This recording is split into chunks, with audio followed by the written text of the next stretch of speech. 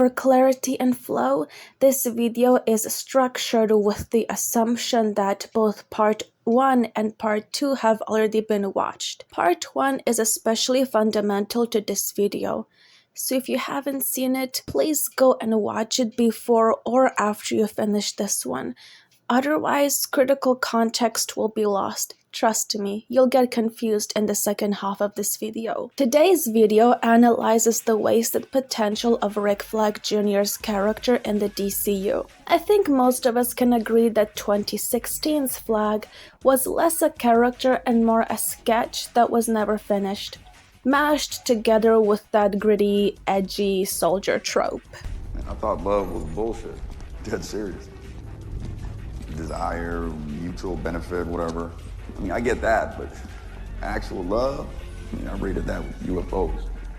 A lot of believers, no proof. And then I met June. Fiction often forgets that real-life soldiers don't subscribe to such hot topic nihilism. He had his core traits of discipline, integrity, and deep love for June intact, however, and that's important. Suicide Squad 2021 is when he finally became lovable, more human and grounded, but paradoxically was severely underutilized, and here I'm to explain why. But not before we analyze the philosophy with which his character was written. He has to be nice enough to matter, but he has to not matter enough to be disposable. That philosophy was used to directly undermine his established narrative role in his own story. Rick Flag Jr. is a West Point graduate, and according to Waller, the finest that the US Special Forces has produced.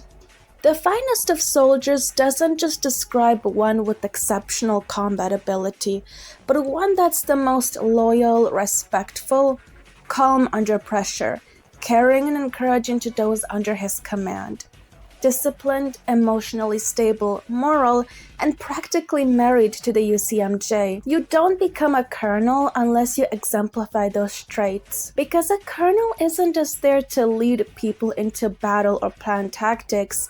A colonel embodies the standard with which those under his command must strive towards. And in a sea of psychopaths like Boomerang, Blackguard, and Javelin, corrupt authority figures like Amanda Waller, and deeply broken individuals such as Peacemaker, Bloodsport, Deadshot, and Harley Quinn, he bears the burden of being the grounding force, morally and legally, emotionally and physically. This is just my interpretation on what the character could have been in the new DCU. That's why this video is titled The Wasted Potential, not Analysis of Rick Jr. Despite Jr.'s belief in duty, restraint, and discipline, he is no conservative archetype. That reading collapses the moment his lived experience is taken seriously. He has seen firsthand how institutions manufacture suffering, soldiers broken and discarded, civilians erased by proxy wars, and necessary sacrifices imposed on people who never consented to them.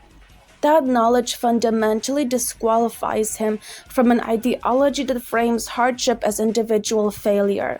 He does not believe that people are poor, addicted, traumatized, or destroyed because they lacked discipline. He knows the system is rotten, exploitative, and selectively brutal. His belief in duty is therefore not about obedience or moral judgment, but about responsibility outward. The obligation to intervene when power harms, to shield civilians rather than rationalize their deaths, and to refuse orders that violate basic humanity. Rick does not romanticize the military. He understands it as both a tool and a weapon, capable of service, but routinely abused to enforce imperial violence and moral shortcuts. That is precisely why he despises Waller's logic and why utilitarian rhetoric disgusts him. His belief in love is not sentimental but political. Love for Rick is the recognition of human worth and systems designed to erase it. He believes in sacrifice only when it is chosen, never when it is imposed on the powerless. That worldview is not right-wing, nor centrist, nor apolitical. It is a deeply left-aligned ethical position grounded in systemic awareness, anti-imperial skepticism, and an uncompromising prioritization of civilian life over institutional loyalty. Rick is not a revolutionary who wants to burn the system down overnight, but he is unequivocally someone who knows it must be challenged, restrained, and held accountable. His relationship to the criminals under his command is not naive compassion, nor is it contempt disguised as discipline. He understands that some people choose cruelty. Boomerang is not a tragic misunderstanding, and Rick never pretends otherwise, but he also recognizes that many members of Task Force X are not ideologues of evil as much as products of violence, neglect, and institutional failure. Bloodsport is not driven by chaos but by survival. Peacemaker is confused about morality because he was raised inside ideological abuse. Harley Quinn is hyper-aware of her own instability, yet repeatedly exploited by systems that profit from her spectacle. Floyd Lawton is a man whose sense of worth has been hollowed out by guilt and coercion rather than malice. Rick does not excuse their actions, he contextualizes them. That distinction is everything. He does not lead through humiliation, fear, or moral superiority, but through steady accountability paired with recognition of shared humanity. He is not there to redeem criminals or absolve them. He is there to keep them from becoming exactly what the system expects them to be. Does that mean he's meant to be flawless? No. I am not arguing for a Gary Stew, but his flaws must emerge from his virtues, not from vices stapled on for shock value. Perhaps he's emotionally stable on the outside, but on the inside he's a pressure cooker waiting to explode. The burden of leadership, chaos, violence, moral rot, and institutional abuse, all of that can break even the best of men. Rick is not a man saved by love, nor awakened by it, nor softened into morality through romance. That framing introduced in 2016 fundamentally misunderstands him. Rick does not begin as someone emotionally hollow who requires June Moon to teach him what love is. He already believes in connection, loyalty, and responsibility long before she enters his life. What June represents is not revelation but consequence. The point at which Rick's existing ethics collide with the cruelty of the system he serves.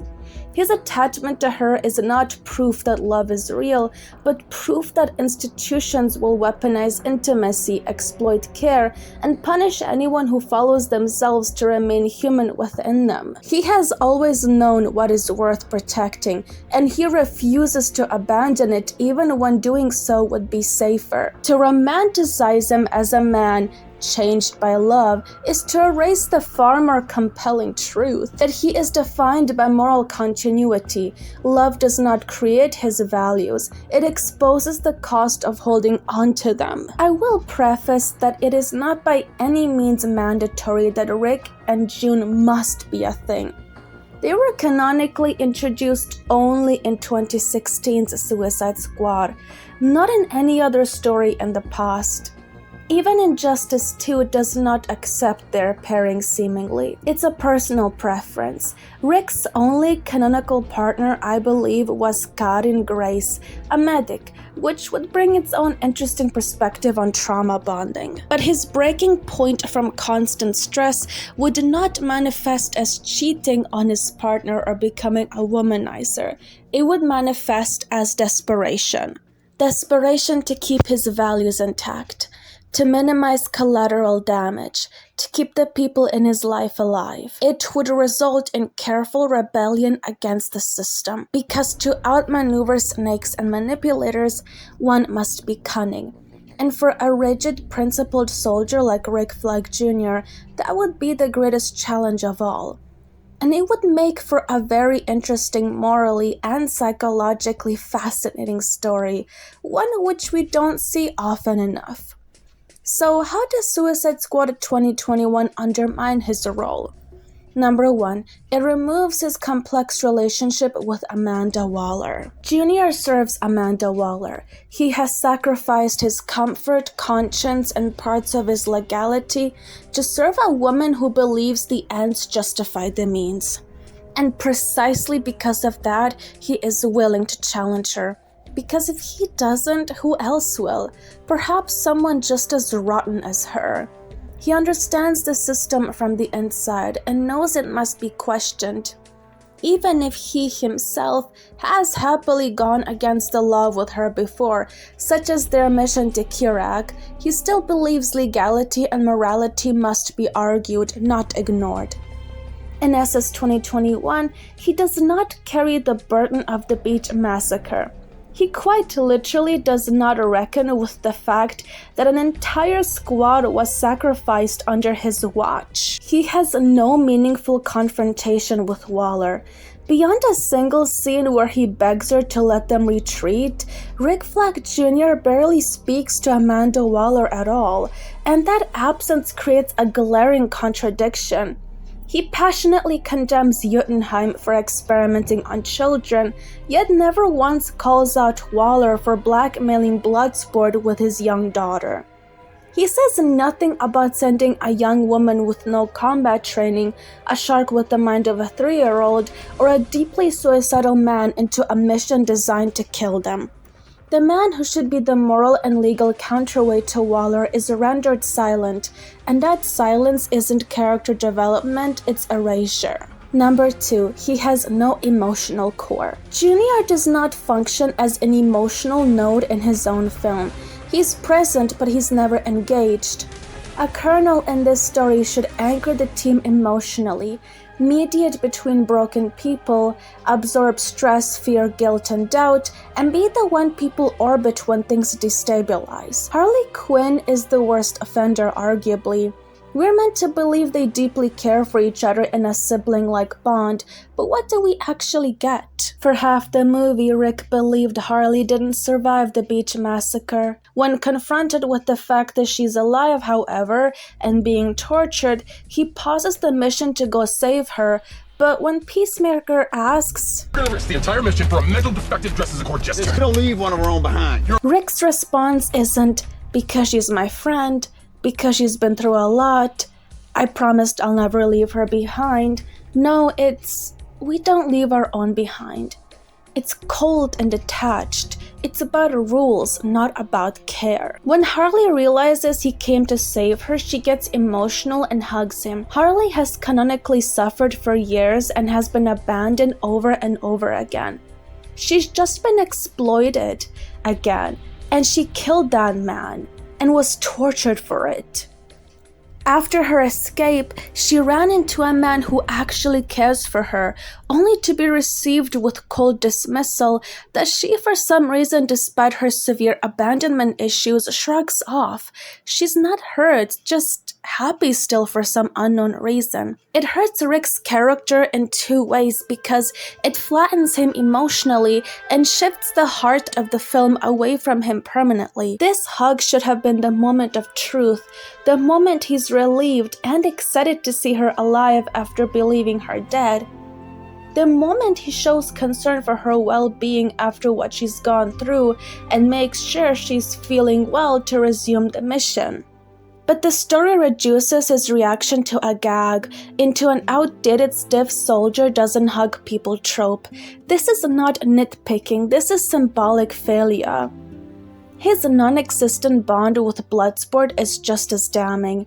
Robert and Rick have shared history on their mission to Kirak. If anyone on the team should know who Robert truly is, his child soldierhood trauma, anger issues, and his affection deeply buried under self-hate and survival instinct, it would be Rick. Because Flag, with his years of experience and understanding, would console him the best. However, there is no mutual recognition or shared burden, not even any ideological clashes.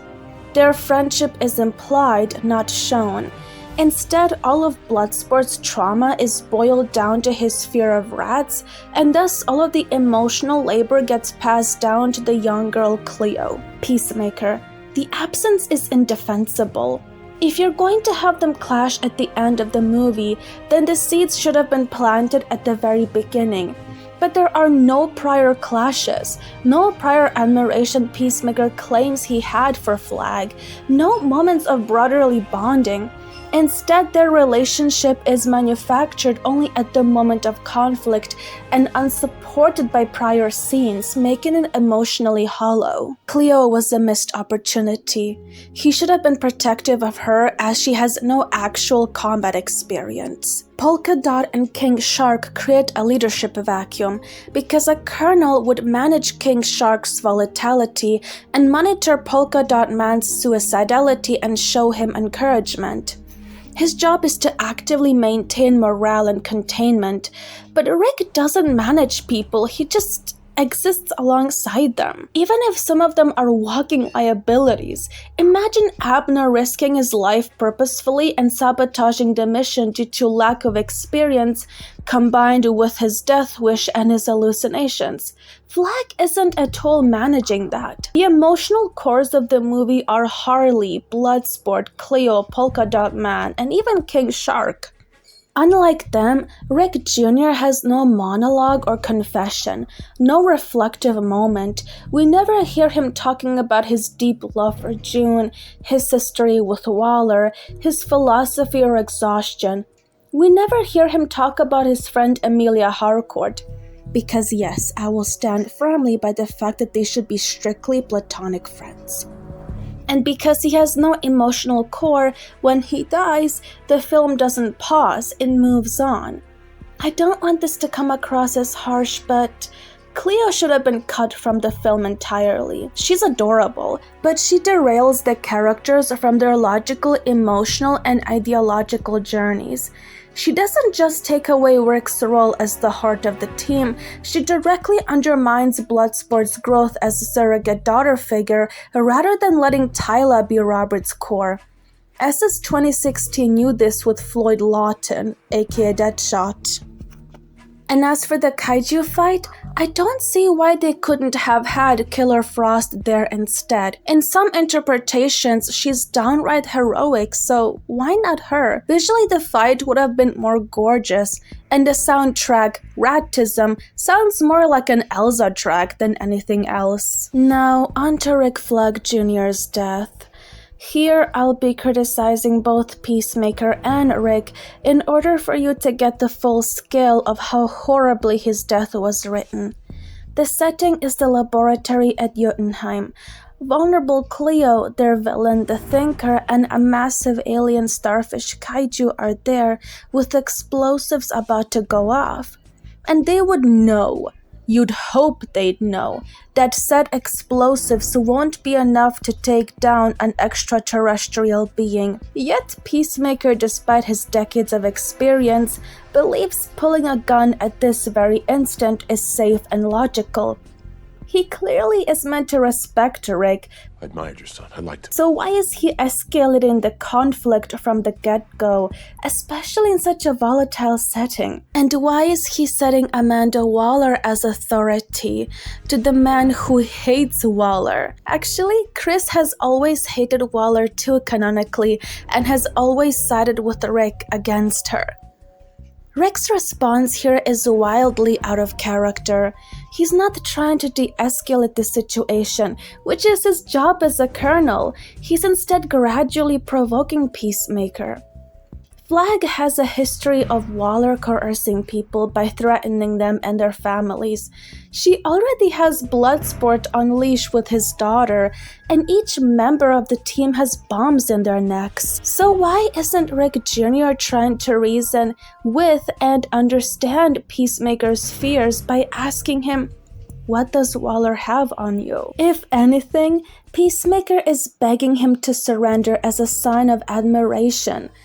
Rick would know the difference between real and fake respect. And this is exactly why I've said before that them not bonding and clashing prior to this conflict leaves their dialogue here hollow and meaningless. What's most damning is the lack of on-screen evidence that exposing Project Starfish will cause the world to fall into chaos that Gunn claims Peacemaker found.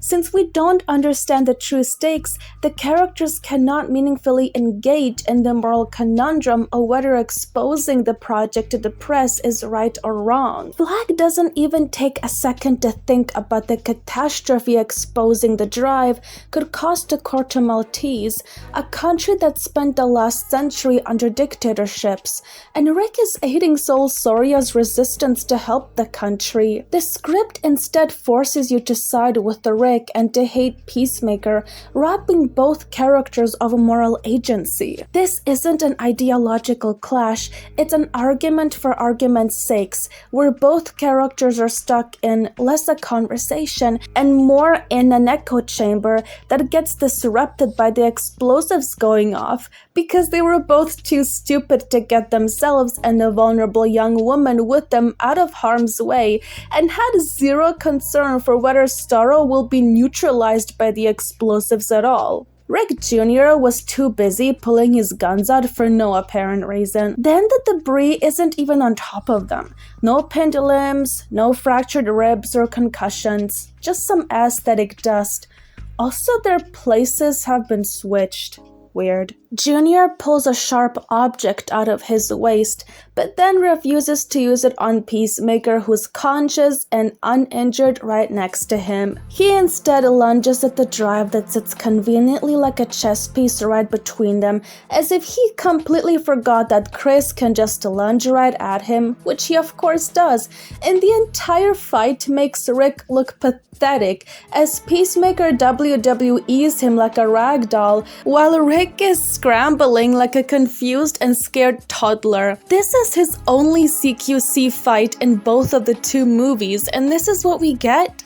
Not to mention, Peacemaker had multiple opportunities to end a fight then and there by knocking Rick unconscious or snapping his wrist so he lets go of the drive, which was Peacemaker's entire goal. He could have pinned him down then and there. The shard used to stab Rick wasn't even there when they first arrived. It magically spawned like a deus ex machina. And what's just most frustrating is the way that his death was handled. Rick is injured, concussed, and has tunnel vision. His core is tight and engaged. He's choking down an opponent twice his strength who has his arms completely free. And Peacemaker didn't wish to kill him, so my first instinct when I saw this scene was, why couldn't he just destabilize Rick's core, which is the entire mechanism keeping the chokehold in place? If he didn't have the strength to crush his ribs, a few strategic jabs would have him flailing, giving just enough leverage for Peacemaker to lock forearms with him and roll him over, pinning him down once and for all. But this entire fight was choreographed as if death was the only option, like tragedy is inevitable. And that iconic line, Peacemaker, what a joke, is a joke in and of itself, considering his death was literally his own fault. He refused to de-escalate. He lunged needlessly into a fight with a man twice his size. He acted less a colonel and more a child throwing a tantrum. This wasn't even righteous fury or recklessness, this was character lobotomy. So why did all of this happen? It goes all the way back to the philosophy James Gunn wrote Rick Jr. with.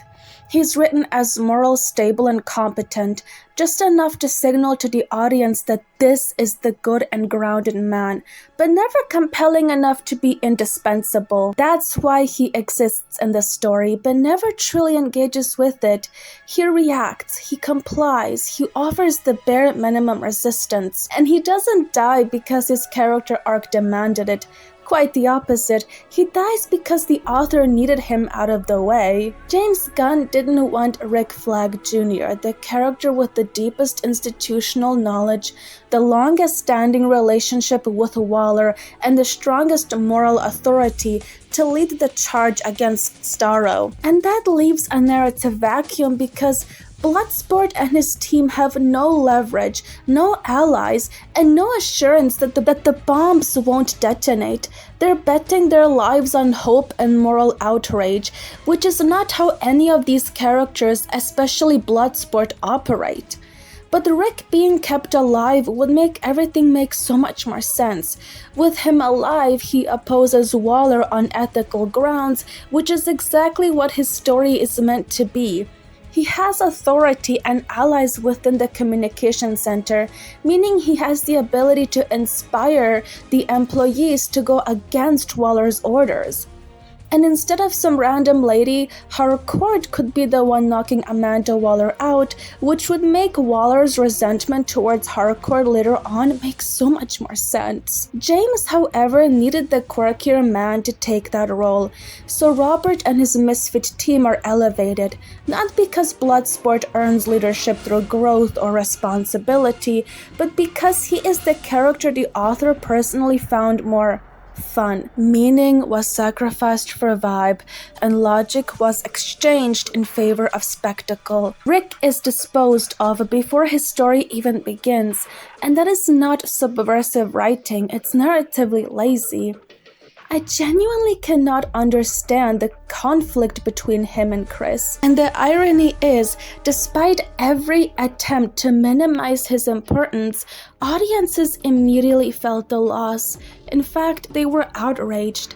They didn't just dislike that he died, they rejected how he died. They rejected the scene, they rejected the justification.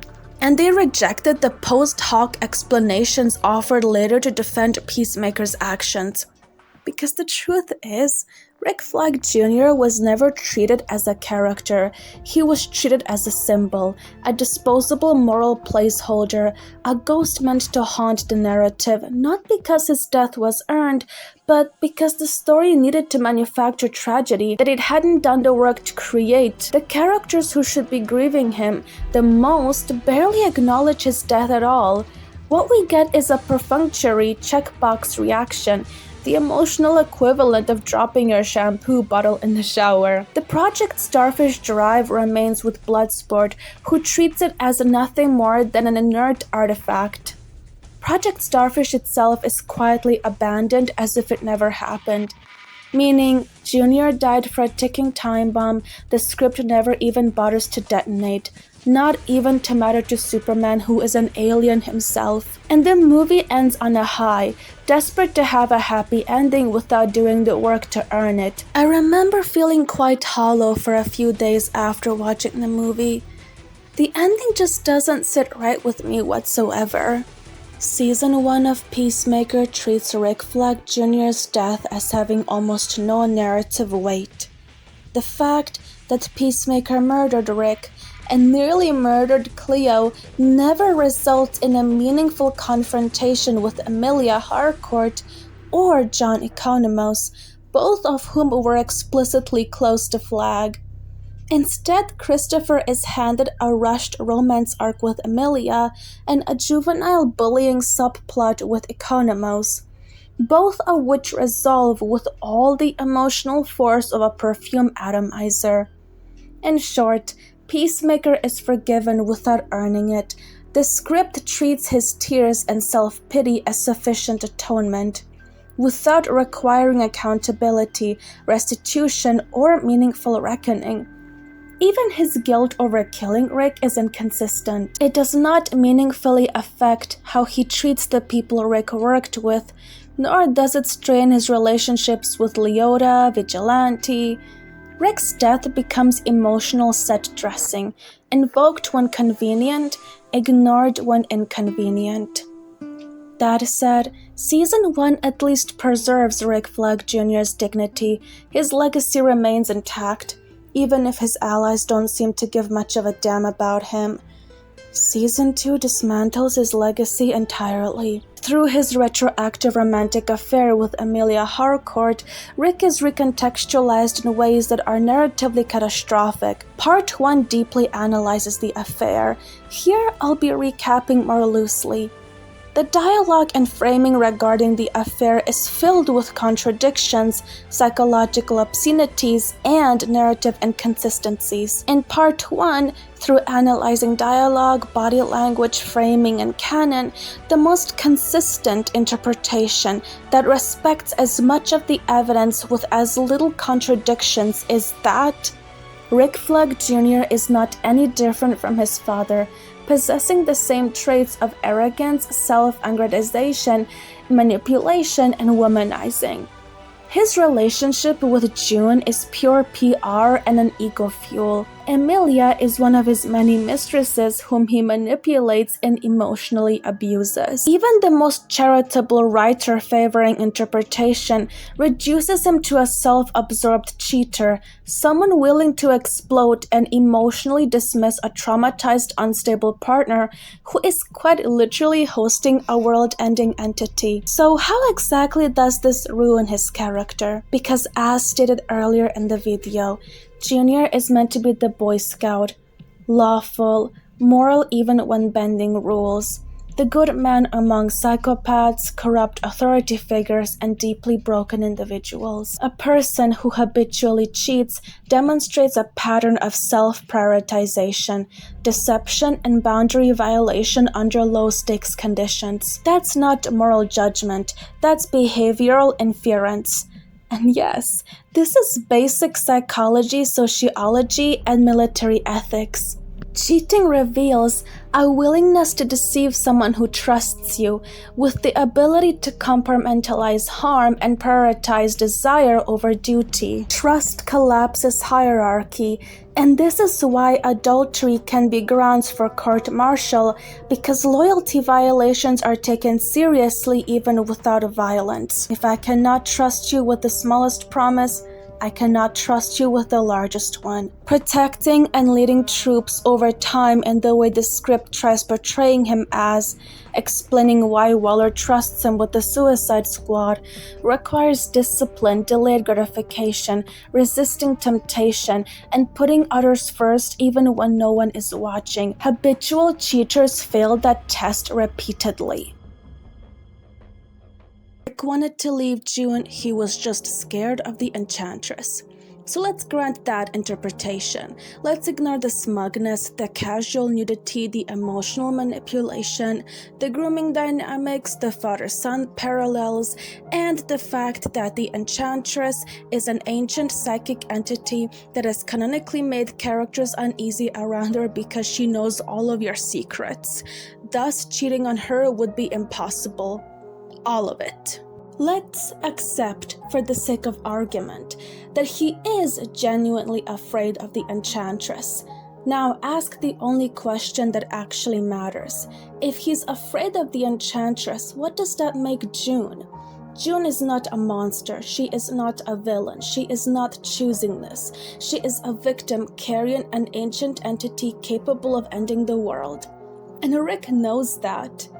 This defense actually implies if Rick is too scared to leave June, then what he is doing is this: staying with the woman he claims to fear, while cheating on her repeatedly, while dehumanizing her as unstable, while exploiting another emotionally vulnerable woman, while placing his personal gratification above global safety. And that's not fear, that is moral cowardice. If he truly believed June was a planetary threat, then his responsibility as a soldier, as a leader, as a supposedly principled man the narrative desperately wants you to believe he is, would be to protect her, to seek help, to minimize stress and betrayal, and to remove himself from situations that could destabilize her. Instead, he does the opposite. And I'll say this again, if Rick Flag Jr. can justify betraying, deceiving, and emotionally destabilizing a woman who is traumatized, not in control of her own body, and capable of mass destruction, then what do you think he does when civilians are inconvenient, allies become liabilities, orders conflict with optics, and violence can be reframed as necessary? You don't magically become ethical under pressure, you reveal what you already are. Because the only way this works is if Rick believes he's untouchable, that he can lie to, betray, and emotionally fracture the host of an ancient world-ending entity and still walk away clean. And that's not fear. That's hubris so extreme it borders on delusion. Cheating is not just a personal moral failure.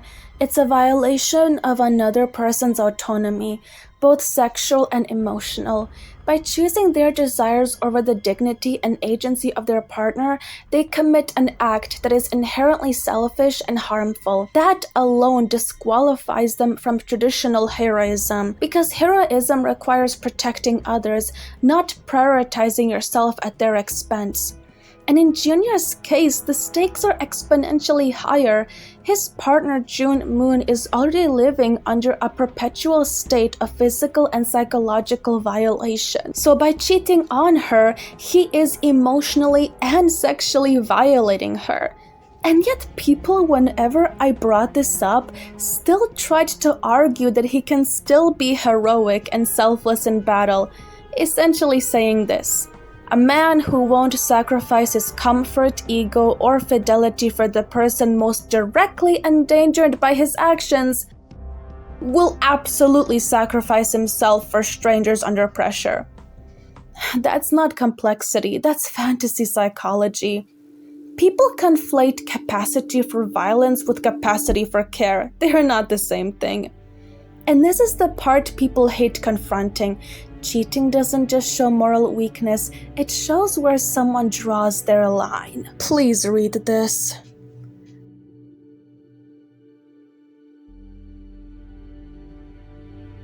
There is so much wrong going on here. This breaks multiple films at once. In Suicide Squad 2016, Harley and June are written as deliberate parallels. June is in love with the good man whom she believes her future is doomed with. Harley is in love with the horrible man whom she still fantasizes a happy future with. SS 2021 takes place in the same timeline. By this point, Harley has reclaimed her agency and moved on from toxic men, embracing Rick Flag as a stabilizing, trustworthy presence in her life. By retroactively turning Rick into a cheater on June, the narrative destroys the foundation of that bond. Because ask yourself, what would Harley Quinn do if she found out that a man she trusted was betraying a vulnerable woman, the same way Joker betrayed her over and over again? Beast. I'm sorry. Recently I made a promise to myself that the next time I got a boyfriend, I'd be on the lookout for red flags, and if I saw any, I would do the healthy thing, and I would murder him. And if Rick cheating was always the plan, then one of two things must be true. 1. James Gunn is contradicting himself within a single film, because during its writing, SS 2021 was explicitly canon to SS 2016. Same universe, same continuity, soft reboot in tone only. You can't write Harley and Rick being sibling-like friends because Rick is the opposite to Joker, while simultaneously writing Rick as a traitor like the Joker. 2. James is lying and retroactively framing it as always the plan, which is not his first time doing so. Because if this was always the plan, why was it never shown? If Rick and Amelia were truly involved during the Suicide Squad, we should see something: private comm chatters, subtle concern, emotional subtext during his death, but we get nothing. Peacemaker Season 1 gives us nothing too.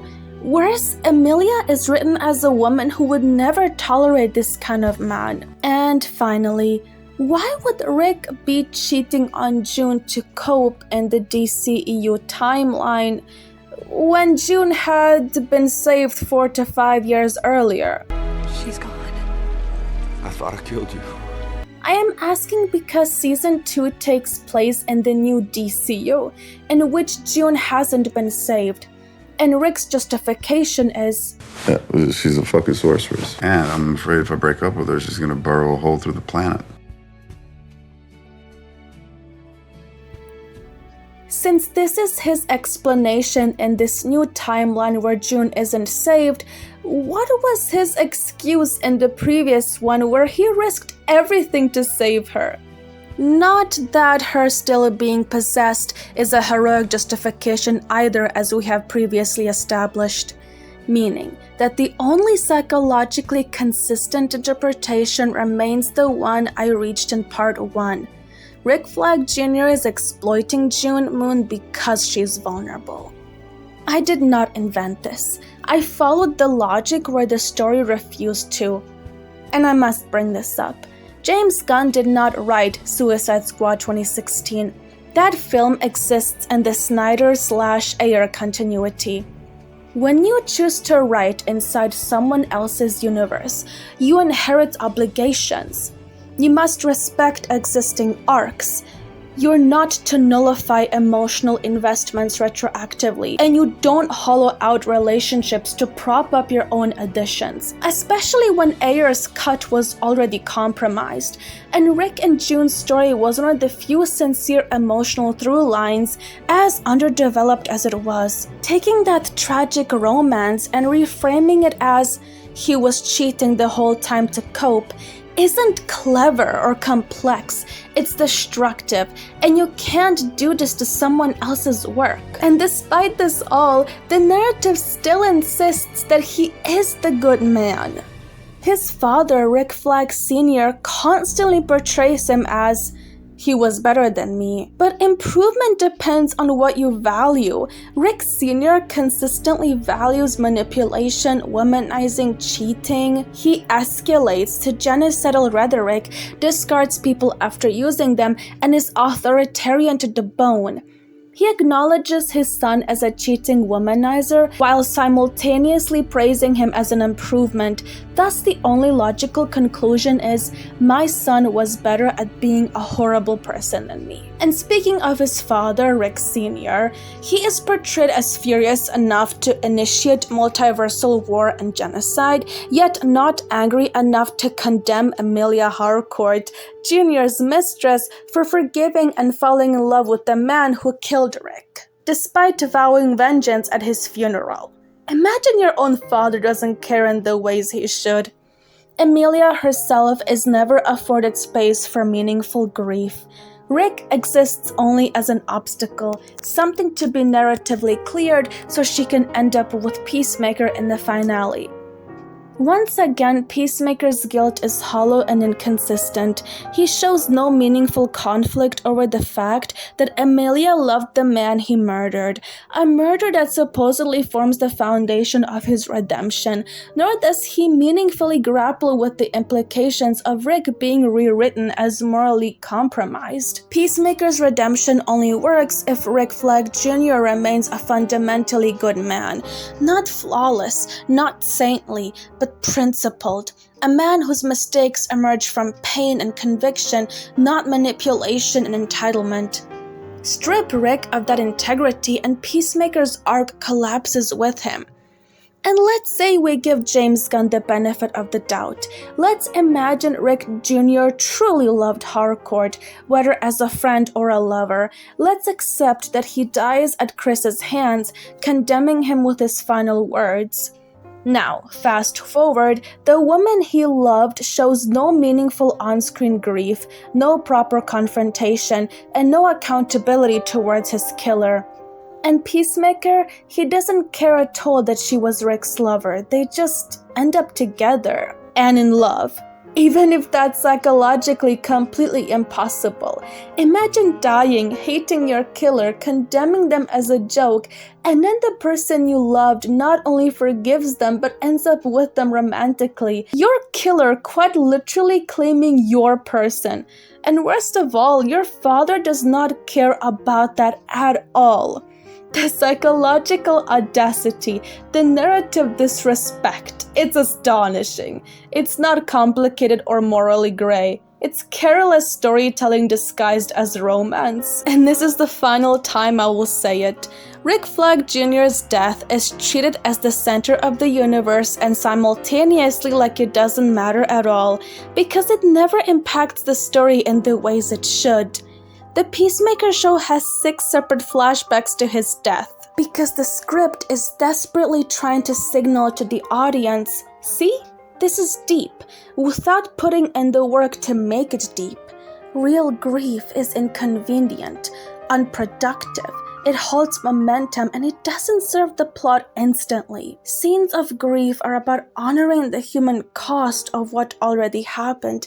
They move the plot forward in their own meaningful, slow ways, but James Gunn's writing avoids that kind of grief like it's radioactive. His death matters only when justifying escalation and raising stakes abstractly. It does not matter when characters need to feel, relationships need to fracture, and time needs to slow. The narrative doesn't allow the audience to sit in discomfort. And the final nail in the coffin is the Earth X Rick Flag Jr., who doesn't even have a narrative function. His only role is to give a momentarily traumatic hit to Christopher Smith, give some embarrassing comedy, and then disappear into the void. And even on Earth X, Peacemaker has no problem taking Harcourt away from him. It's actually insane. So why did this happen in the Peacemaker show? Season 1's core issue isn't that Gunn can't write emotional stories. It's that he didn't want to write one that respected the moral reality of the world he was playing in. He wanted his familiar structure, a quirky team of misfits saving the world, and he treated the existing characters and relationships as obstacles to that formula rather than the foundations for it. Rick Jr.'s death becomes aesthetic. It gestures towards weight and consequence, but the story refuses to let it disrupt the tone or the group dynamic in any meaningful way. You cannot kill a friend of two team members, nearly kill another innocent person, and then pivot into found family banter without reckoning. And because the story refuses to do that work, Rick's death never functions as tragedy but as set dressing. The script wants the appearance of emotional depth, without allowing the natural consequences that depth requires. The core irony is, I'm not rejecting humor, I'm rejecting binaries. And Gunn's mode is binary. It's sincere or ironic, tragic or silly, heartfelt or mocking. He doesn't layer, he switches modes. And when he switches, the previous mode is discarded instead of integrated. Vigilante could have absorbed Peacemaker's guilt and deflected it through ridiculous, ill-timed attempts at comfort, turning comedy into a symptom rather than a solution. Peacemaker could have developed a crush on Emilia, but upon finding out she was Rick's friend, he's left torn between admiration and guilt, with that dichotomy leading to ridiculous attempts at bonding with her because he wishes to impress her and Rick posthumously, while pushing her away because his guilt cannot tolerate dating a person Rick loved. Absurdity does not erase accountability. When written well, it sharpens it. But this would require balance. And Gunn writes in extremes. I'm not even asking for something radical or edgy here. I'm asking for the bare minimum rule of storytelling. If a death is treated as sacred to the narrative, it must be profane to the characters. In Season 2, there's no narrative reason for Rick Jr. to mirror his father's flaws or to be written as a self-serving, exploitative figure. He could have been the principled character he was always established to be, interacting with Emilia as a close friend or even former lover without betraying his core values. Instead, Gunn chose to overwrite his character for convenience, reducing Jr. from a moral anchor to a narrative stepping stone for Peacemaker's arc. I have always imagined Rick Jr. being brothers in arms with inherently good but deeply broken people, such as Peacemaker, Bloodsport, Deadshot, Harley, Bronze Tiger. Broken but inherently good people becoming his brothers' sisters is, however, easy. That's low-hanging fruit. The real test is, can he extend that same claim to someone who isn't good? And he does. That's why this panel hits harder than any found family montage. Let me sit with this for a second. One of my people, not a teammate, a criminal, or a liability. My people. And the thing that absolutely guts me here is, Boomerang didn't earn that through goodness. He earned it through proximity, responsibility, and shared survival. Rick doesn't rewrite who Boomerang is. He doesn't soften or excuse him. He just says that while he was under him, he mattered. And that's it. That's the creed. Rick's care here isn't that Boomerang deserved better, or that he was misunderstood, or that he was actually a hero. It's, he was under my command. Therefore, his death matters, and that's duty without illusion, compassion without fantasy, and brotherhood without redemption arcs. It's brutally adult. Gunn's version tends to go, everyone is secretly soft, traumatized, and lovable. Rick's version, however, is, some of you are awful. You choose evil, and I don't excuse you. But while you're here, I'll protect you. Boomerang is a piece of trash. Rick knows it, Boomerang knows it, and Rick still says, mine. Peacemaker, Harley, Bloodsport, they're easier. They are designed to be sympathized with and redeemed. Boomerang is designed to resist sympathy. That's why bonding with him means more. If Rick can extend that line to Boomerang, then his compassion is principled, not selective. It doesn't make Rick into a perfect person or someone who has never gone down a dark path. Without sins, pain, and regret, he cannot function with these characters. This distinction is crucial. People keep confusing principled with sanitized, but they are not the same thing whatsoever. Rick doesn't need to be pure, he needs to be anchored. Darkness doesn't equate to moral sloppiness.